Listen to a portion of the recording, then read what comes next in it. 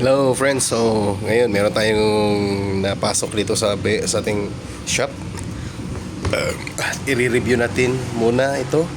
Ito ay isang Taramps Bus 5000. So 5000 watts ito na amplifier at 1 ohm impedance. Yan, Taramps. So makikita natin sa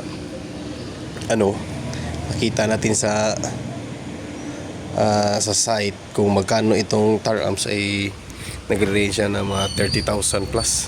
Yan. So review natin kung anong laman. So dito ma-compare natin sa ibang mga amplifier na yung mga B12 yung makikita natin sa mga tindahan. So ito iba.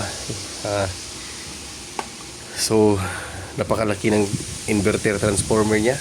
So nag-output ito ng 120 volts. So na-test ko ito, nag-output ito ng 120 volts positive. So dito makikita natin dito sa kanyang 160 volts yung voltage ng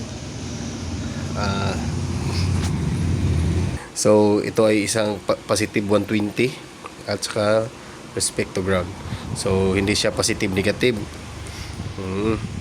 So yun, ang capacitor niya connected na ito lahat sa isang meron siyang 160 volts na ratings.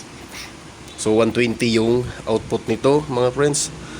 So gamit niya mga MOSFET. Yan. So dito mga friends, makikita natin itong mga MOSFET niya. Ito parang itong 24688 na MOSFET ay sa inverter, bali 6-8 din sa kabila, 16 lahat para sa inverter. So itong apat at sa kabila na apat din ay para sa kanyang amplifier. So ito class D, isang channel at saka sa isang channel. So pwede ito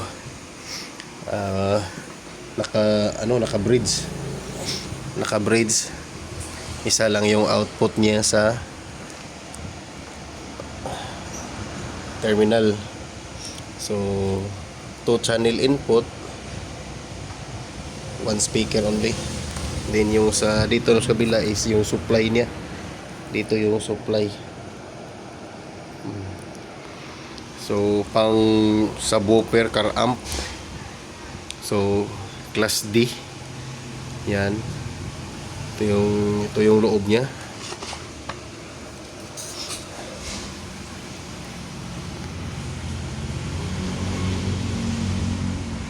So much clearer sa amplifier section.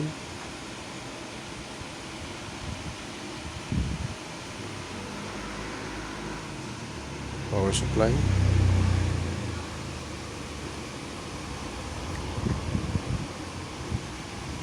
So parang tingnan nun napaka-simple pero napakahirap gawin.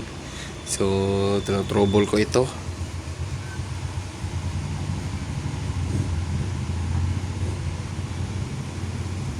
Ito yung class D amplifier niya, pre-amp driver IC.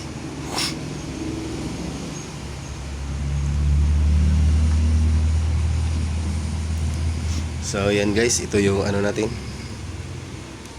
Ito yung look. Ito yung looks sa loob ng Taramps 5000.